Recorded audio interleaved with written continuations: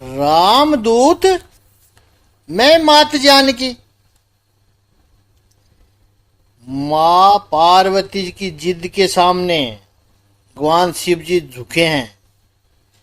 तब पूछ में पार्वती जी को कहा कि आप पूछ बन जाइए मेरी। पूछ बन के माँ पार्वती जी हनुमान जी की शक्ति बन के रही है। वानर की शक्ति पूछ में होती है। एक और अर्थ में कहें तो पूंछ का हिंदी भाषा में एक और अर्थ होता है प्रतिष्ठा, कीर्ति। नारी अपने पति की प्रतिष्ठा होती है।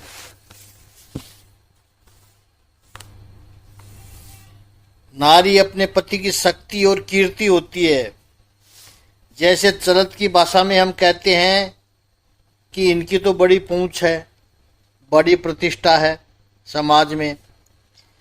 रावण की सभा में जब श्री हनुमान जी का अपमान किया जा रहा था तो हनुमान जी तो स्थित प्रज्ञ है, उनको कुछ फर्क नहीं पड़ता है।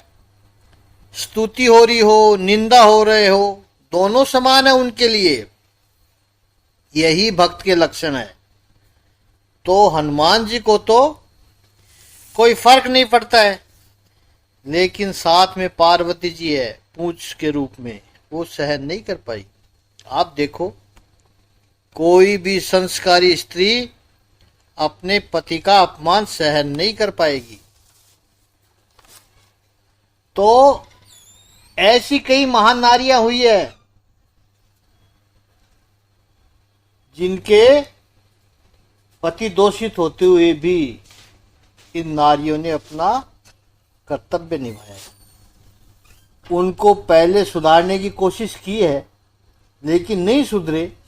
ठीक है, अब आगे जो मेरे जीवन में जो भी कुछ बचा है उसका कॉन्स्टेंटिंग सुधार करूं, मेरी संतानों का भविष्य बनाऊं, मैं समाज की सेवा करूं, समाज में और परिवारों में ऐसा न होने दूं जो मेरे साथ हुआ है, उसके लिए मैं कोशिश करूं। अपने समय का सृजनात्मक उपाय करूं। इससे ईर्ष्या न रखें। संस्कारी पत्नी कभी भी अपने पति की निंदा को सहन नहीं कर सकती।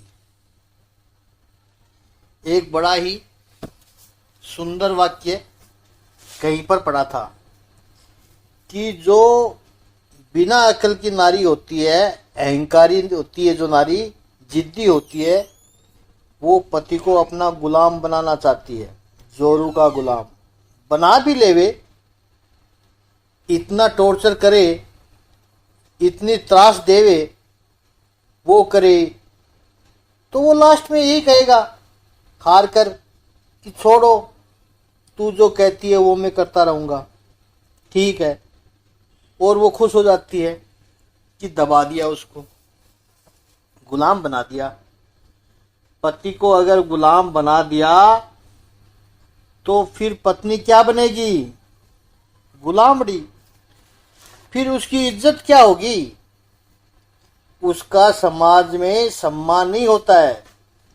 और जो समझदार, संस्कारी, संवेदनशील कन्या होती है वो अपने पति को राजा बनाती है। और पति राजा बना तो वो अपने आप रानी हो गई।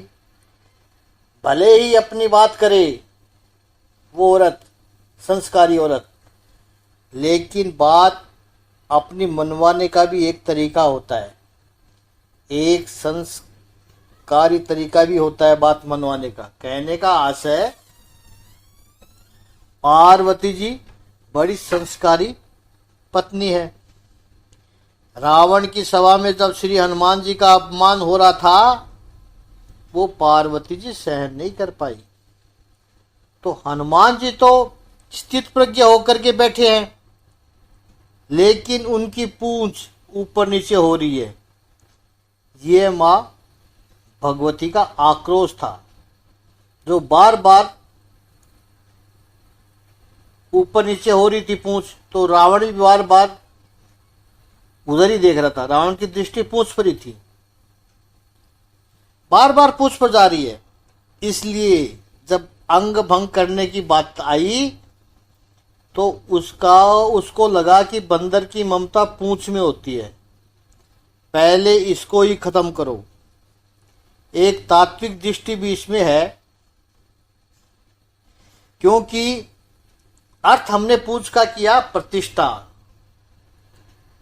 असंस्कारी लोग होते हैं जो राक्षस लोग, अधार्मिक लोगों के जीवन का एक ही हेतु होता है कि जो संत हृदय के व्यक्ति है, जो भक्त है, उनकी प्रतिष्ठा को खत्म करो। इनकी समाज में जो प्रतिष्ठा है, उनके ऊपर जो हजारों लोगों की श्रद्धा है, उस श्रद्धा को खत्म करो। इसलिए रावण जैसे लोग हनुमान जी जैसे भक्तों की और संतों की प्रतिष्ठा पर प्रहार करते हैं। आप देखना, संतों से आप और तो कुछ ले नहीं सकते हो। उनका इतना पवित्र जीवन होता है, उनके आचरणों पर तो उंगली रखने का कोई हिम्मत ही नहीं कर सकता। उनमें कोई दोष होता ही नहीं है, दोष कोई मिलता ही नहीं है। उनका इतना पारदर्शिक जीवन होता है, खुली किताब जैसा। ऐसा जीवन समाज के सामने है। तो बस एक ही बात कर सकते हैं, ऐसे दुष्ट लोग अनाप शनाप उनकी निंदा करके उनकी प्रतिष्ठा पर लांछन लगाओ। ये रावण के काम है। रावण जैसे लोग ऐसे काम करने की कोशिश करते हैं, लेकिन वो उनमें कभी सफल नहीं हो सकते हैं। अब देखो, यहां भी परिणाम क्या हुआ है। हनुमान जी की पूंछ जलाने का प्रयास किया, परिणाम में रावण की पूरी लंका जल गई, पूंछ को कुछ न हुआ। संतों की प्रतिष्ठा के ऊपर आक्रमण करने वालों का सब कुछ तहस नहस हो जाता है, लेकिन संत जो सात्विक है, उनका बाल भी बाका नहीं होता है। ये है विकट रूप धरी लंक जलावा। यह बहुत अद्भुत चौपाई है, चिंतन करते ही जाए, बहुत कुछ समझने का है इसमें। एक बात और कहें कि संस्कृत में एक श्लोक है कि स्वर्ण की परीक्षा 4 तरीके से हो सकती है। पहला निघर्षण, दूसरा छेदन, तीसरा ताप और चौथा ताड़न करके। आपके पास कोई गहना हो और आप जोहरी के पास गए कि भाई हमें इसके पैसे चाहिए, तो वो जोहरी उस स्वर्ण की परीक्षा करेगा। पहले तो उसको थोड़ा घिसेगा, निर्घर्षण, फिर छेदन करेगा। ऐसा तो नहीं है कि ऊपर ऊपर सोना हो, नीचे पीतल हो, पूरा का पूरा स्वर्ण है कि नहीं। फिर ताप, उसको गर्म करेगा। गर्म करने से जो कचरा है वो चला जाता है, मिलावट है वो चली जाती है और विशुद्ध हो जाता है। क्योंकि पैसे तो 24 कैरेट के मिलते हैं और वो 18, 20, 22 कैरेट भी हो सकता है। तो जलाने से वो सब कचरा निकल जाएगा और वो 24 कैरेट का बन जाएगा। स्वर्ण की चौथी परीक्षा है ताड़न, उसको पीटना। जैसे बर्क बनाते हैं तो वो सोने या चांदी के ही होते हैं, कभी भी लोहे या पीतल के नहीं हो सकते हैं, बन ही नहीं सकते हैं, क्योंकि वो स्वर्ण की परीक्षा है। वो उनमें नहीं बनते, केवल सोने और चांदी से ही बनते हैं। यह पूर्व भूमिका को ध्यान में रखना है, तभी यह प्रसंग आप समझ पाएंगे। रामायण की बहुत सुंदर कथा है। हम सबको पता है, पंचवटी में प्रभु श्री राम, लक्ष्मण और सीता बैठे हुए हैं। शूर्पणखा ने जब रावण से जाकर कहा कि सीता समस्त ब्रह्मांड सुंदरी है, तो रावण के मन में इच्छा हुई कि यह अगर इतनी सुंदर है तो वो तो मेरे महल में होनी चाहिए। योजना बनाई। मारीच स्वर्ण मृग बन के आया है। सीता मैया ने जब देखा यह स्वर्ण मृग, तो इच्छा हुई, प्रभु से कहा, है नाथ मुझे वो मृग चाहिए। भगवान ने कहा ला कर देता हूं, अभी ला के देता हूं। और श्री रामचंद्र जी स्वर्ण मृग लाने गए हैं। तो स्वर्ण मृग तो था नहीं, वो तो मारीच था। प्रभु ने जैसे ही तीर चलाया कि मारीच ने भगवान राम के स्वर में हे लक्ष्मण पुकारने लगा और प्राण त्याग कर दिए। और हे लक्ष्मण सुना सीता मैया ने, तो सीता मैया ने लक्ष्मण से कहा, जाओ राम जी की आवाज आ रही है, तुम्हें पुकार रहे हैं, वहां कुछ समस्या हो गई होगी। लक्ष्मण ने कहा, भाभी मेरे भैया को कोई समस्या हो ही नहीं सकती है। मां कहती है नहीं तुम जाओ। लक्ष्मण जी चले गए। ये कहानी हम सभी अच्छी तरह से जानते हैं। और रावण ने जाकर के सीता मैया का हरण कर लिया और लंका में ले गया।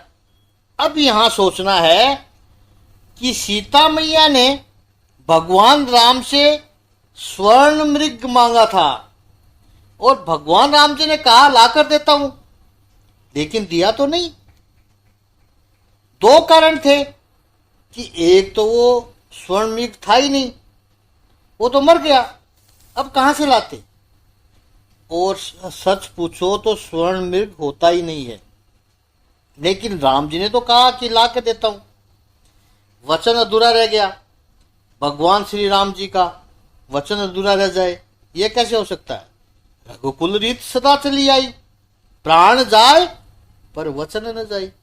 और यहां भगवान श्री राम जी ने तो वचन दिया है, स्वर्ण मृग तो दिया नहीं, अधूरा रह गया प्रभु का वचन। ये हो ही नहीं सकता है। संत कहते हैं श्री हनुमान जी माता सीता के पास गए हैं, वो श्री प्रभु राम जी का स्वर्ण मृग है।